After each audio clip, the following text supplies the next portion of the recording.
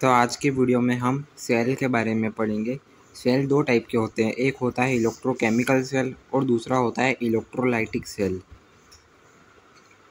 Electrochemical cell जो होता है उसमें केमिकल एनर्जी कन्वर्ट होती है इलेक्ट्रिकल एनर्जी में, और इलेक्ट्रोलाइटिक में इलेक्ट्रिकल एनर्जी कन्वर्ट होती है केमिकल एनर्जी में।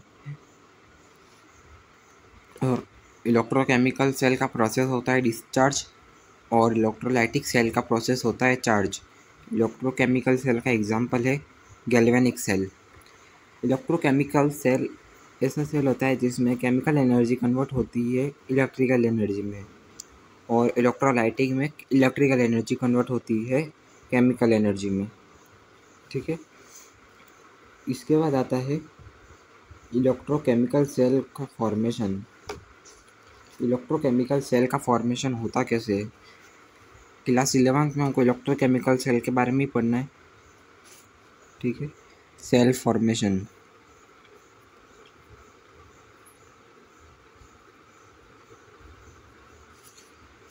ठीक है, सेल फॉर्मेशन में सब दो चीज़ें चाहिए हमको, यानी दो इलेक्ट्रोड चाहिए। यहाँ पे इलेक्ट्रोड फर्स्ट और इलेक्ट्रोड सेकेंड।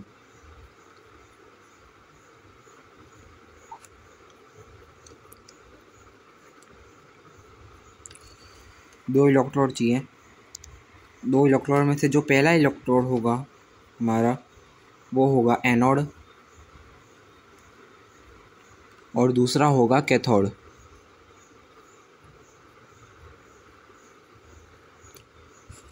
एनोड जो होगा वो उसका ऑक्सीडेशन होगा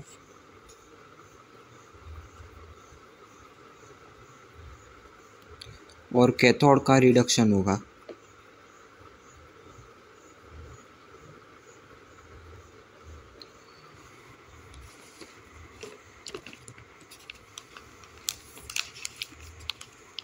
ठीक है,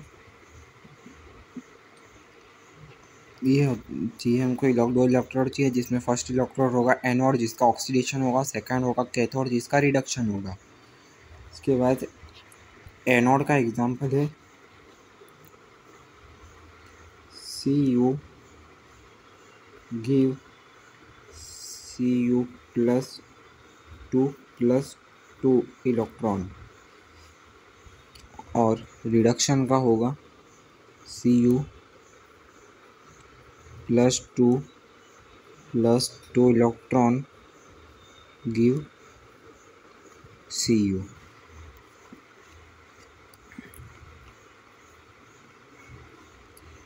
ठीक है,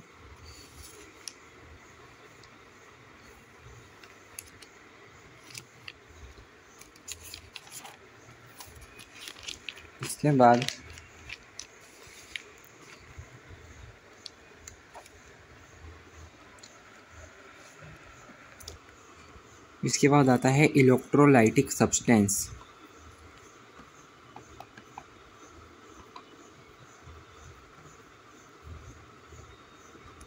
electrolytic substance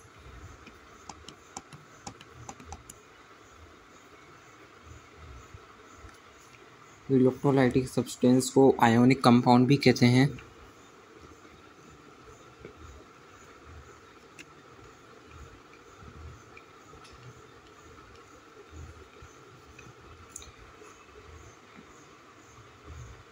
ionic compound. Electrolytic substance क्या होता है वो देखो, ऐसा सब्सटेंस जिसको अगर पानी में डिज़ोल्व किया जाए तो वो आयन में टूट जाए। यानी कि कोई भी सब्सटेंस है जिसको अगर हमने पानी में डिज़ोल्व किया तो वह हमें आयन दे, ऐसा सब्सटेंस को कहते हैं electrolytic substance. Example NaCl, CuSO4, ZnSO4, AgCl, ये सब एग्जांपल हैं इलेक्ट्रोलाइटिक सब्सटेंस के। दो substance which give ion when it dissolve in water. ठीक है, एग्जांपल हो गया NaCl, CuSO4, ZnSO4 और AgCl। इसके बाद आता है जो हमारा टॉपिक है वो है फॉर्मेशन ऑफ हाफ सेल या फिर हाफ इलेक्ट्रोड। हमको सेल फॉर्मेशन में दो इलेक्ट्रोड चाहिए। दो इलेक्ट्रोड जो फर्स्ट इलेक्ट्रोड होता है हाफ इलेक्ट्रोड कहेंगे जिसको, उसका फॉर्मेशन कैसे होता है वो देखेंगे। तो फॉर्मेशन ऑफ हाफ सेल या half electrode.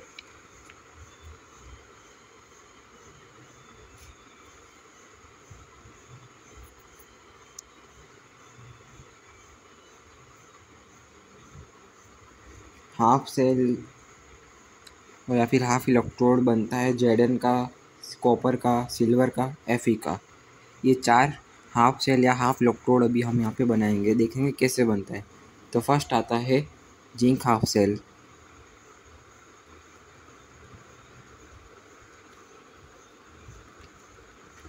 Zinc half cell या फिर जिंक हाफ इलेक्ट्रोड।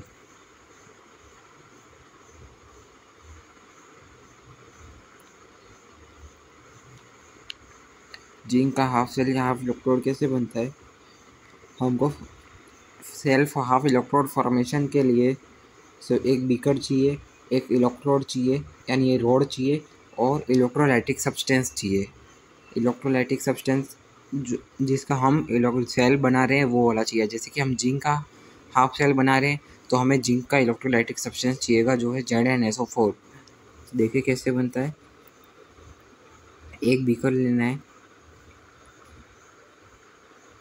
उसके अंदर Zn की रॉड डालनी है, जिंक की रॉड, ठीक है। जिंक की रॉड डालने के बाद इसके अंदर हमको डालना है इलेक्ट्रोलाइटिक सब्सटेंस जो है हमारा ZnSO4, ठीक है। इसके अंदर ये वाटर भरा हुआ है, ठीक है, जो है इसके अंदर अभी हम ZnSO4 डालेंगे तो आयन में टूट जाएगा Zn+2 और SO4-2। तो Zn+2 और SO4-2 ये हमारा इलेक्ट्रोलाइटिक सब्सटेंस हो गया, और ये हो गई हमारी जिंक की रॉड। तो इस तरह से हमारा जिंक का हाफ सेल वो बन चुका है। इस तरह से जिंक के हाफ सेल को बनाते हैं। अभी कॉपर का हाफ सेल बनाना है तो क्या करना है, कॉपर की रॉड लेनी है और इलेक्ट्रोलाइटिक सब्सटेंस में हमको CuSO4 डालना है वाटर के अंदर, तो जो आयन में टूट जाएगा Cu+2 और SO4-2। सिल्वर का बनाने के लिए सिल्वर की रॉड लेनी है और इलेक्ट्रोलाइटिक सब्सटेंस डालना है। आयरन की रॉड लेनी है और आयरन का इलेक्ट्रोलाइटिक सब्सटेंस डालना है तो आयरन का बन जाएगा। दो देख लेते हैं हम यहाँ पे। अब देख लेते हैं कॉपर का, कॉपर हाफ सेल।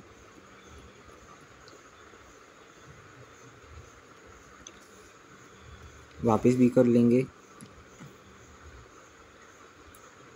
बीकर के अंदर कॉपर की रॉड, वे पानी में डिसॉल्व किया कॉपर की रॉड को। अब सॉरी दिखा ये बीकर लिया, बीकर के अंदर पानी है, पानी के अंदर कॉपर की रॉड रखी है। अब इसके अंदर CuSO4 डालेंगे जो टूट जाएगा Cu+2 और SO4-2, ठीक है। और ये रॉड है वो है कॉपर की,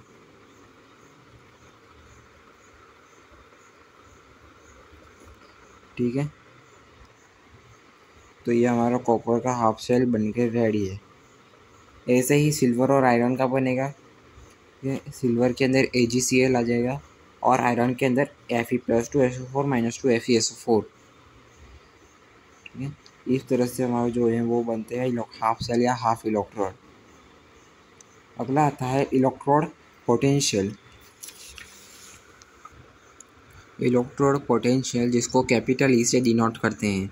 इलेक्ट्रोड पोटेंशियल क्या होता है, the potential between electrode and electrolytic substance are known as electrode potential. जो इलेक्ट्रोड और इलेक्ट्रोलाइटिक सब्सटेंस के बीच में जो पोटेंशियल होता है उसी को इलेक्ट्रोड पोटेंशियल कहते हैं। The potential between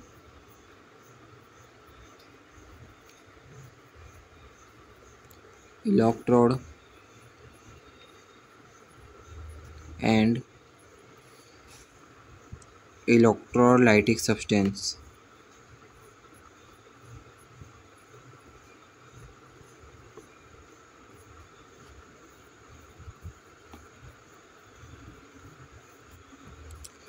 the potential between electrode and electrolytic substance, इसी को कहते हैं इलेक्ट्रोड पोटेंशियल।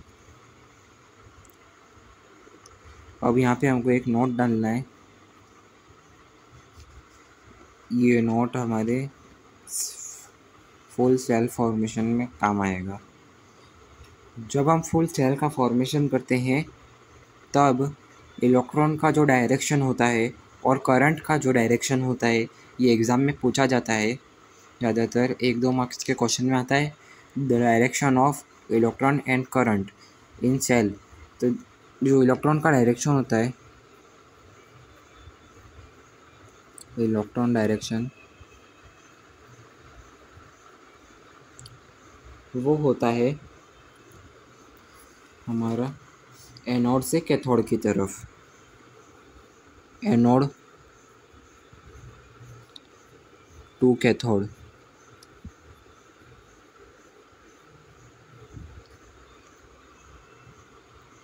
इलेक्ट्रॉन हमेशा एनोड से कैथोड की तरफ जाएंगे और जो करंट होगा, करंट डायरेक्शन वो हमारा होगा कैथोड से एनोड की तरफ।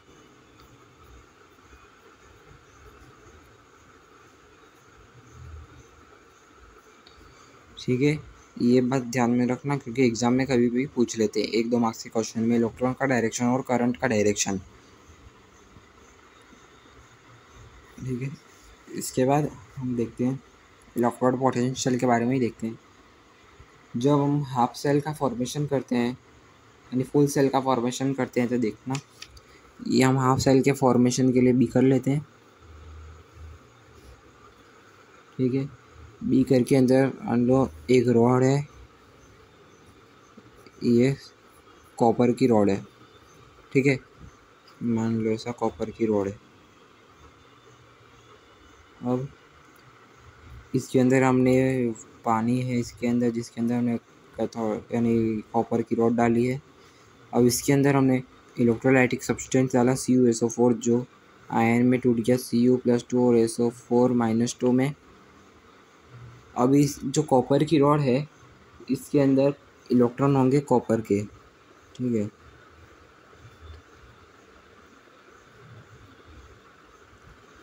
इस रॉड में इलेक्ट्रॉन, और इलेक्ट्रॉन नेगेटिव चार्ज पार्टिकल होते हैं और Cu+2 पॉजिटिव चार्ज पार्टिकल है।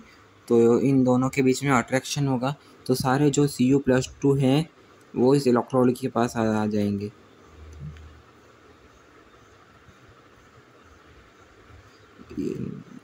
इस तरह से सारे Cu+2 जो है जो इलेक्ट्रोड है उसके पास आके चिपक जाएंगे। और यहाँ से ये हमारा एनोड है, तो इलेक्ट्रॉन का डायरेक्शन एनोड से कैथोड होगा और करंट का डायरेक्शन कैथोड से एनोड।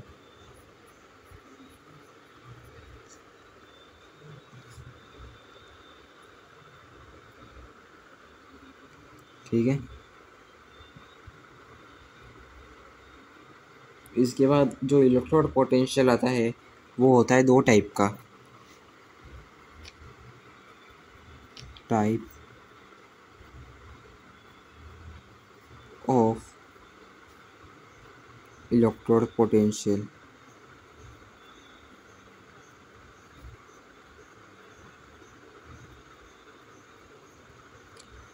दो टाइप का होता है ये। पहला होता है oxidation electrode potential. Oxidation electrode potential. और दूसरा होता है रिडक्शन इलेक्ट्रोड पोटेंशियल। जो ऑक्सीडेशन इलेक्ट्रोड पोटेंशियल होता है उसको डिनोट करते हैं कैपिटल E M-M+N।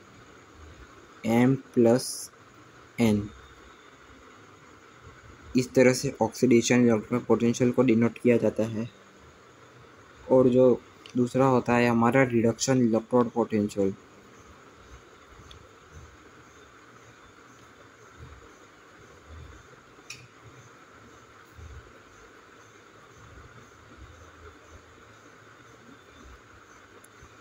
इसको डिनोट करते हैं m plus n m। Oxidation electrode potential को इस तरह से डिनोट करते हैं और रिडक्शन पोटेंशियल इलेक्ट्रोड को इस तरह से। ठीक है, इसके बाद आता है इन दोनों के बीच में क्या रिलेशन है। Relation between oxidation electrode potential and reduction electrode potential. तो यहाँ पे लिख देते हैं रिलेशन बिटवीन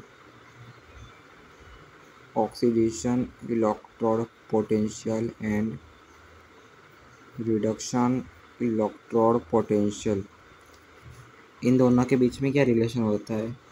तो रिलेशन ये होता है E is equal to m plus n is equal to E equal to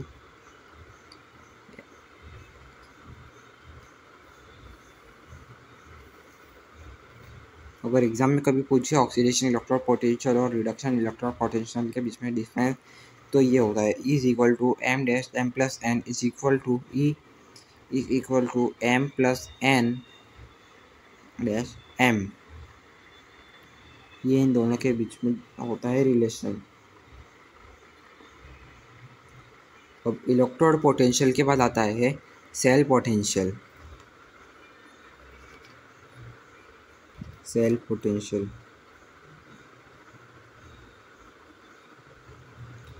cell potential को डिनोट करते हैं E और नीचे सेल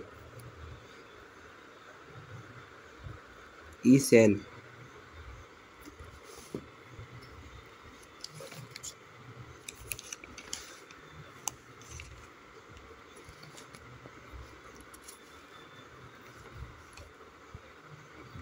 E सेल इन सेल पोटेंशियल होता है is equal to E cathode minus E anode. ये होता है सेल पोटेंशियल। E कैथोड में से E एनोड को माइनस करोगे तो आ जाएगा सेल पोटेंशियल। ये क्वेश्चन में हमेशा पूछा जाता है कि सेल पोटेंशियल निकालो, तो कैथोड में से एनोड को माइनस कर दो तो आ जाएगा आपका सेल पोटेंशियल। इसके बाद आता है स्टैंडर्ड इलेक्ट्रोड पोटेंशियल, जिसको आगे देखते हैं। स्टैंडर्ड इलेक्ट्रोड पोटेंशियल इसको डिनोट करते हैं E नॉट से। E के ऊपर एक छोटा सा सर्कल जिसको नोट कहते हैं E नॉट। जो स्टैंडर्ड इलेक्ट्रोड पोटेंशियल है ये काम आता है जब सेल का बनाया जाता है, तब इस चीज़ का बहुत ही खास ख्याल रखा जाता है। स्टैंडर्ड इलेक्ट्रोड पोटेंशियल का standard electrode potential measure at the condition. इसकी कुछ कंडीशन होती हैं, जैसे कि condition of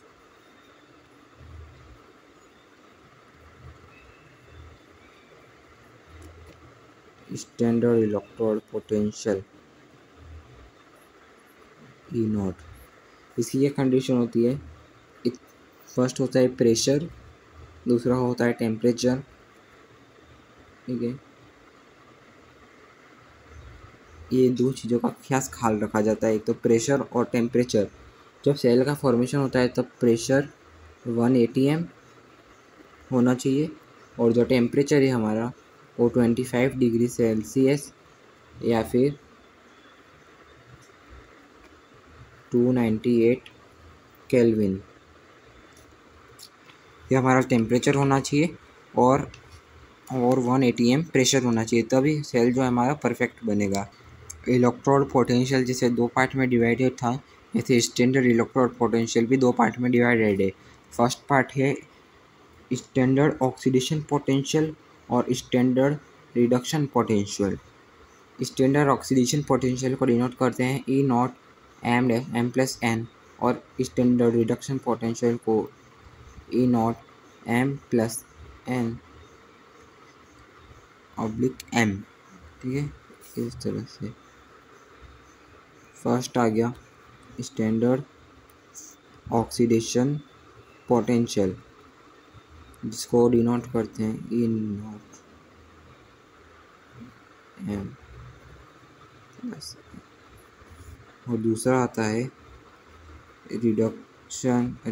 standard reduction potential, जिसको डिनोट करते हैं ई नॉट एम की पावर प्लस एन और एम। ठीक है, ये तरीका होता है स्टैंडर्ड ऑक्सीडेशन पोटेंशियल और स्टैंडर्ड रिडक्शन पोटेंशियल को डिनोट करने का। अब इन दोनों के बीच में भी कुछ रिलेशन होता है, तो relation between standard oxidation potential and standard reduction potential, इसके बीच में क्या रिलेशन होता है, ये जिसे इलेक्ट्रोड पोटेंशियल, ऑक्सीडेशन पोटेंशियल और रिडक्शन पोटेंशियल इक्वल थे, इस तरह से ये दोनों भी इक्वल होंगे। ई not equal to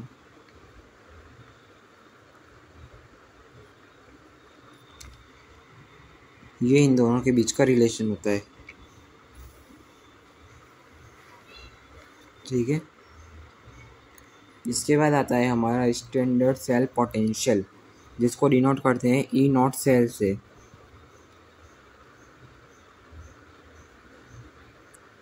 cell potential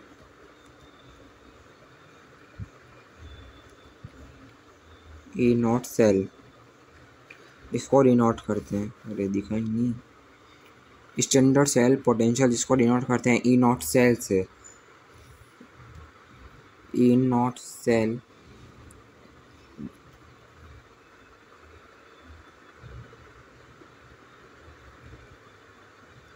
E not cathode minus E not anode, E not cathode में से ई नॉट एनोड को माइनस करेंगे तो आ जाएगा स्टैंडर्ड सेल पोटेंशियल सी ए।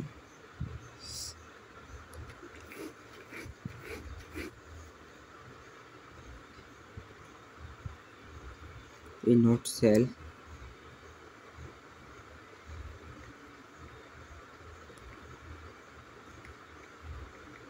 E not anode. ठीक है, ये होता है स्टैंडर्ड सेल पोटेंशियल।